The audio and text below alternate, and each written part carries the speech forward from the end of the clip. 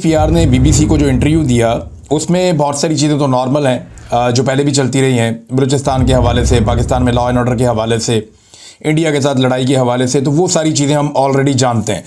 3 चीज़ें ऐसी हैं जो उन्होंने कहीं और वो तनाज़ा इख्तियार कर गई, यानी वो मुतनाज़े हो गई तीनों चीज़ें, और जो बातें उन्होंने की वो वैसे भी मुतनाज़े ही थीं। DGISPR ने जो बातें की हैं उन पे लोग हैरान हैं कि वो ये कह कैसे सकते हैं। यानी सबसे पहले उन्होंने एक स्टेटमेंट का एक हिस्सा उनका ये है कि वो ये क्लेम कर रहे हैं कि फ़ौज का सियासत में किरदार कोई नहीं है और फ़ौज जो है वो सिर्फ हुकूमत की मदद करती है, हुकूमत जो है वो रियासत होती है। ऐसा नहीं है, रियासत के तो सतून होते हैं और 3 सतूनों से मिलकर रियासत बनती है और रियासत की पूरी एक डेफिनेशन है, आइन के आर्टिकल 8 में लिखी है, उसे जाकर आप पढ़ लें, आपको पता चल जाएगा रियासत क्या होती है। लेकिन चलें, DGISPR ने कहा कि जनाब सियासी जमातों से बातचीत करने में कोई दिलचस्पी नहीं है, फ़ौज सियासत नहीं करती और फ़ौज को सियासत के अंदर ना घसीटा जाए, मुलव्विस ना किया जाए सियासत में, ये DGISPR कह रहे हैं।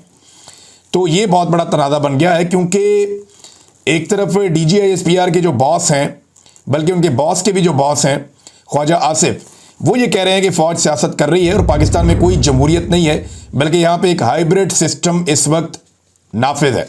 ये ख्वाजा आसिफ कह रहे हैं, कोई और नहीं कह रहा। पाकिस्तान के वज़ीर दिफा, ये बहुत इंपॉर्टेंट ओहदा होता है, कम से कम बाकी सारे मुल्कों में तो होता है, पाकिस्तान में अगर रेलू कट्टा बैठा हुआ है वजारत दिफा पे तो ये पाकिस्तान का कसूर है, लेकिन ओहदा तो ये अहमियत का हामिल है। और वज़ीर दिफा ये कह रहा है कि यहाँ पे कोई जमहूरियत नहीं है, बल्कि यहाँ पे एक हाइब्रिड मॉडल जो है उसका नफाज हो गया है। दूसरा, बहुत सारे लोग गवाही दे रहे हैं, मोहम्मद ज़ुबैर ने गवाही दी है, ख्वाजा आसिफ ने यहाँ तक कहा कि इतनी सियासत तो हमने सारी ज़िंदगी में नहीं की जितनी जनरल बाजवा की है। तो जनरल बाजवा की सियासत सब जानते हैं, शहबाज शरीफ से मुलाकातें, डिक्कियों में बैठ के जाना और पहुंचना, और बहुत सारे लोगों से और भी मुलाकातें। ये तो खुद बताया फजलुर रहमान साहब ने, जिनकी सरबराही में एक अपोजिशन का इत्तेहाद बनाया गया था PDM के नाम से, और उन्होंने खुद बताया कि जनरल बाजवा के कहने पे हमने हुकूमत गिराई थी और वोट ऑफ नो कॉन्फिडेंस हम लेकर आए थे। यानी फ़ौज इसके अंदर मुलव्विस थी, फ़ौजी की आदत। फ़ौजी बेचारा जो बॉर्डर पर खड़ा है उसने क्या मुलव्वस होना है, उसे तो पता ही नहीं होता। वो तो बेचारा वोट डालते हुए भी यही सोचता है जैसे आम पाकिस्तानी सोचता है। वो तो पाकिस्तान की किस्मत बदलते हुए देखना चाहता है जैसे आम पाकिस्तानी देखना चाहता है। लेकिन मैं बात कर रहा हूं उन जर्नैलों की, उन ताकतवर लोगों की जो बैठ के बंद कमरों में फैसले कर लेते हैं। तो यहां फौज पूरी तरह से सियासत में मुलव्विस है, हो ही नहीं सकता कि फौज सियासत में मुलव्विस ना हो। इंटेलिजेंस एजेंसीज ने घरों में दाखिल होकर बंदे अगवा किए हैं, बंदों को उठाया है, उनके ऊपर टॉर्चर किया है, अगवा बराए बयान करवाए गए हैं। ISI के, मिलिट्री इंटेलिजेंस के लोगों ने लोगों को पाकिस्तान में जबरी तौर पे लापता किया और लगातार किया है। तो एक तो उनका ये स्टेटमेंट जो है ये बहुत ज़्यादा मुतनाज़े हो गया। दूसरा, जो लापता अफराद के हवाले से उनका एक स्टेटमेंट है, वो बहुत अजीब स्टेटमेंट DGISPR ने दे दिया। उन्होंने कहा कि किसी के पास ये हक नहीं है कि वो किसी को गायब करे, ये DGISPR ने कहा। अब इसकी तफसील आप सुनेंगे तो आप हैरान हो जाएंगे कि पाक फ़ौज के तर्जुबान क्या कह रहे हैं और एक्चुअली जो मिलिट्री एस्टेब्लिशमेंट है वो पाकिस्तान में एजेंसियों के ज़रिए से क्या कर रही है। यहाँ तो लोगों को अगवा करने के बाद उनके कपड़े उतारे गए, उन्हें नंगा किया गया। जमील फारूकी की मिसाल है, शहबाज गिल ने यह कहा था कि उनके भी कपड़े उतारे गए। यही बात जो है वो आज़म सवाती साहब ने कही कि उनको भी नंगा किया गया। तो यहाँ तो लोगों को अगवा करने के बाद उनके कपड़े भी उतारे गए। वो ये कहते हैं कि किसी के पास ये हक नहीं है कि वो किसी भी शख्स को गायब करे, उसको उठाए, उसको हफ्ज़े बेजा में रखे। इसकी कोई कानून इजाज़त नहीं देता, हम सख्ती से इसकी मुमानियत करते हैं और जो भी ज़िम्मेदार हैं उन्हें तलाश किया जाता है और उन्हें ज़िम्मेदार ठहराया जाता है। तो DG साहब, मैं बता देता हूँ कौन ज़िम्मेदार है। ये वीलॉग सुन के आप मुझे फ़ोन कर दें, मैं बताता हूँ मुझे किसने अगवा किया था और कैसे किया था। और भाई मैं तो पुलिस के पास गया था FIR करवाने के लिए।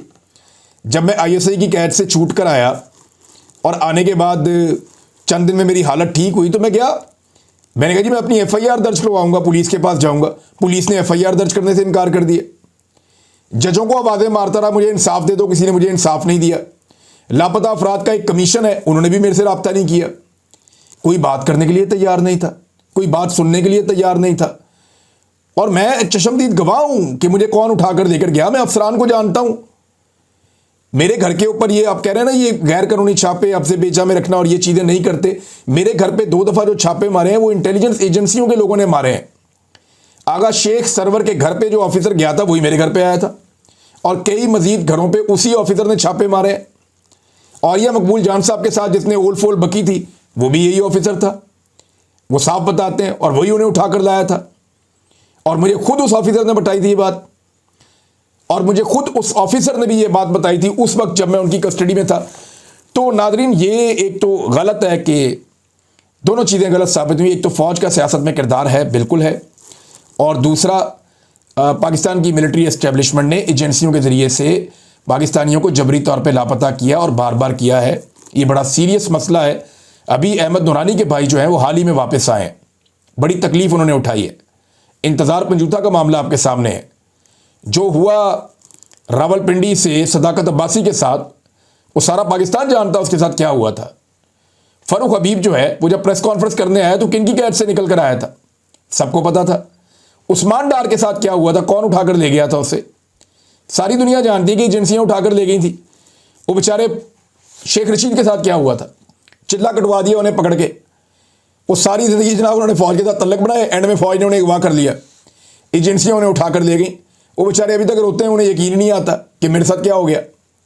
साफ़ियों के साथ भी यही हुआ। अहमद फरहाद को कौन उठाकर ले गया था, और ये मकबूल जान साहब को, आफ्ताब इकबाल साहब को कौन उठाकर ले गया था, समी इब्राहिम साहब को कौन उठाकर ले गया था, ये सारी बातें सबको पता है। मुतीउल्लाह जान को भी उठाया गया था और उसके साथ भी जुल्म किया गया था। तो ये दोनों चीज़ें जो हैं ये गलत साबित होगी। तीसरी एक और चीज़ है, उन्होंने मीडिया के हवाले से कुछ कहा, और मीडिया के हवाले से उन्होंने बड़ा साफ साफ ये कह दिया कि जी मीडिया की तो अपनी पॉलिसी है और उनका अपना एक एडिटोरियल है, और इस पे तो हमारा कंट्रोल नहीं होता। यानी हर मीडिया का अपना एक एडिटोरियल है, उसकी अपनी एक पॉलिसी है, और वो पैमरा के साथ मिलकर करते हैं, और इसके अंदर कोई किसी किस्म का एस्टेब्लिशमेंट का रोल नहीं है। भी पैमरा ने 10 मरतबा अदालतों में आकर कहा कि ये चीज़ हमने मना नहीं की हुई, फिर भी टीवी चैनल नहीं चला पाए। क्यों? क्योंकि मना किया गया था। बाकायदा टीवी चैनल के मालिकान को बुलाकर धमकाया गया एस्टेब्लिशमेंट की जानिब से। ये मीडिया मालिकान बेचारे निजी महफिलों में बताते हैं कि हमें धमकाया गया, हमें बुलाकर कहा गया कि आज के बाद या हमारे रास्ते पे चलोगे या फिर हम तुम्हारा जीना हराम करेंगे। ये कहा गया मीडिया मालिकान को।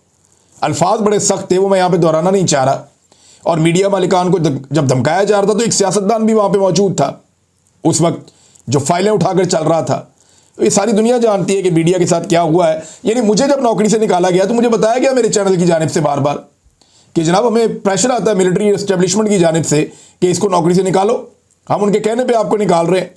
हमने उनसे पूछा इसने क्या गलत किया है, गैर कानूनी क्या है, तो वो कहते नहीं बस निकालो इसको, तो निकाल दिया। अरशद शरीफ को नौकरी से किसने निकलवाया? ऐसे ही निकाला गया। साबिर शाकिर को किसने निकाला? ऐसे ही निकाला गया। मुहित पीरजादा को नौकरियों से किसने निकाला? ऐसे ही निकाला गया। अभी हाल ही में हमारे बहुत सारे दोस्तों की नौकरियां छिन गई। कुछ अर्सा काशिफ अब्बासी साहब भी जो है वो ऑफियर रहे।